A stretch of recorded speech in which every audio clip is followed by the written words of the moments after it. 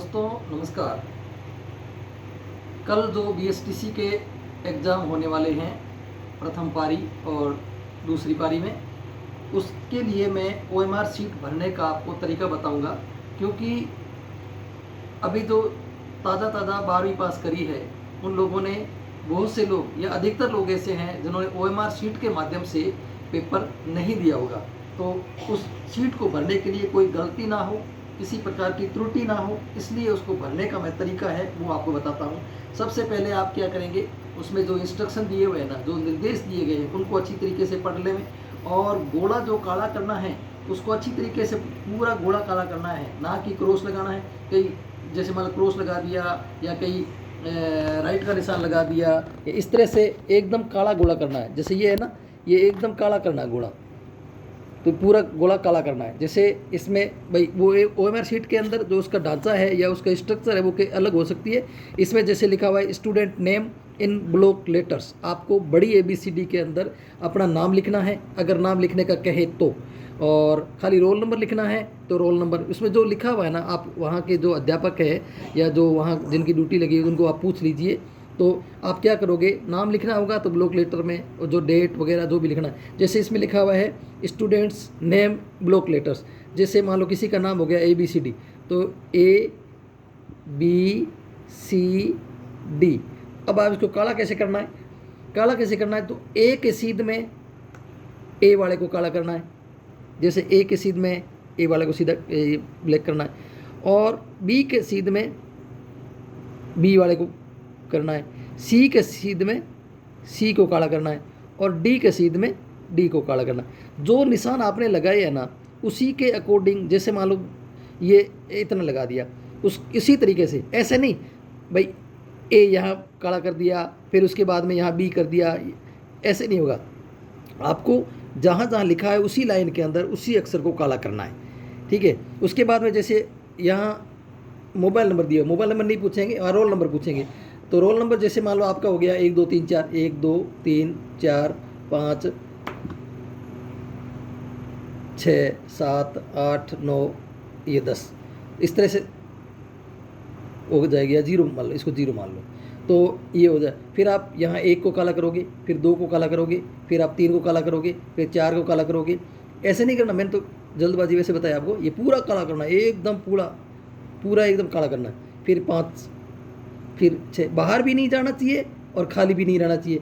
ये जैसे 7 8 9 और ये 0, ये हो गया आपका। फिर आपको यहाँ पूछेंगे क्वेश्चन बुकलेट सीरीज नंबर, यानी अभ्यास पुस्तिका या प्रश्न पत्रों की जो पुस्तिका होती है उसके नंबर पूछेंगे। उसके नंबर भी पेपर के अंदर दिए होते हैं, उस पेपर वाले नंबर ही आपको OMR शीट के अंदर आपको लिखना होगा। जैसे इसमें ABCD दिया हुआ है तो आपको इसमें जैसे C लिख दिया, उसमें हो सकता नंबर दिए हुए हो 2510 नंबर दिए हुए, इस तरह से नंबर दिए हो तो आप लिख सकते हो।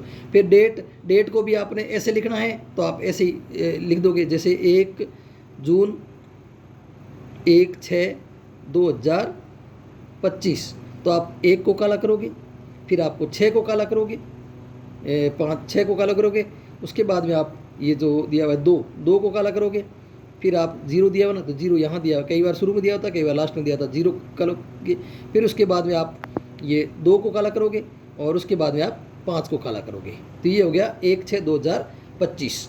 फिर हो गया रोल नंबर जैसे मान लो आपका लिखा हुआ आ गया, तो रोल नंबर जैसे मान लो आ गया 2000, जैसे ये हो गया 2 4 5 7 9, एक आइडिया लगा लिया ये।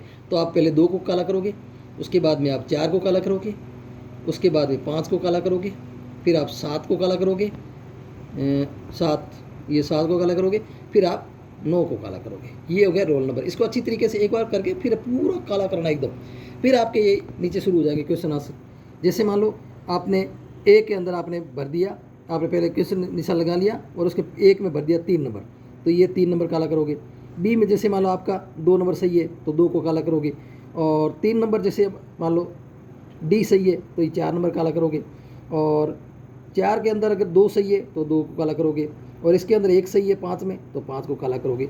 इस तरह से आप पूरा एकदम पूरा का पूरा एक जो भी नीला पेन होता है उसमें नीले पेन का भी लिखा होता है, आप नीला पेन जो पारदर्शी पेन, इस तरह का जो पारदर्शी पेन होता है नीला पेन, वो ले जा करके उसी पेन से लिखेंगे, मतलब जिसके अंदर रिफल जो है वो आर पार दिखती हो। ये जैसो ये देखो ना, ये आर पार है। ये इस तरह का एक जो पारदर्शी पेन है वही लेके जाना है। और दूसरा, इसमें नेगेटिव मार्किंग तो है नहीं, तो इसलिए आपको 5वें कॉलम की तरफ देखना ही नहीं है। आपको 1 2 3 4 में से ही लिखना है, क्योंकि नेगेटिव मार्किंग नहीं है इसलिए आपको 5वां गोला भरने की ज़रूरत नहीं है। आपको इंस्ट्रक्शन उसमें दिए होंगे और उसमें लिखा होगा कि कोई नेगेटिव मार्किंग नहीं होगी। ये आप उसको अच्छी तरीके से पढ़ लें, और पढ़ लेने के बाद में 5वां कॉलम भरने की कोई ज़रूरत नहीं है, क्योंकि आप कुछ न कुछ भर के ही आना। 1 2 3 4 कॉलम जो है ना, उसमें कुछ न कुछ 1 भर देना, 2 भर देना, 3 भर देना, 4 भर देना। 1 2 3 4 में से ही भरना है, क्योंकि नेगेटिव मार्किंग नहीं है तो हम 5वां कॉलम क्यों दें? 5वां कॉलम का मतलब हमने पसंद किया ही नहीं। तो लास्ट में जब आपके पास टाइम कम बचे और बचे या फिर कोई नहीं किया हुआ, तो भी आप एक थोड़ा सा आइडिया लगा के या फिर थोड़ा सा उसको पढ़ करके उसको कर दीजिए। 1 2 3 4 नंबर पे ही उसको भर दीजिए। 5वां कॉलम भरने की आपको जरूरत नहीं है, क्योंकि उसकी जगह आप पहले वाले कॉलम भर देना 1 2 3 4। तो उसमें कुछ न कुछ तो एक आइडिया बैठेगा ना। 10 क्वेश्चन में से अगर 2 क्वेश्चन भी सही हो गए ना, तो भी आप फायदे में हो। 1 हो गया तो भी फायदे में हो, नहीं भी हुआ तो भी कोई दिक्कत नहीं, क्योंकि नेगेटिव मार्किंग नहीं है। और 10 में से ऐसा कभी नहीं है, अगर आप मान लो 10 क्वेश्चन है, उसमें सब में आपने ए भर दिया तो कोई ना कोई तो सही होगा ही होगा। बी भर दिया तो कुछ ना कुछ तो सही होगा ही होगा। इसलिए आप A B C D में से ही भरें। 5वां कॉलम भरने की आपको जरूरत नहीं है, क्योंकि इसमें नेगेटिव मार्किंग नहीं है। तो ये था। टाइम का विशेष ध्यान रखें। पहले आप अपना जो रीजनिंग है, मैथ्स है, उसको अच्छी तरीके से कर लें, और उसके बाद में जो टाइम है वो आप टाइम जो क्वेश्चन आपको आते हैं, जीके के क्वेश्चन है वो तो सीधे सीधे आपको आते हैं, भाई उसका टिक लगा दिया और उसको कर दिया। तो टाइम का विशेष ध्यान रखना है कि 3 घंटे के अंदर आपको 200 क्वेश्चन सॉल्व करने हैं। वो टाइम मैनेजमेंट आपका अपने हिसाब से बांट लेना।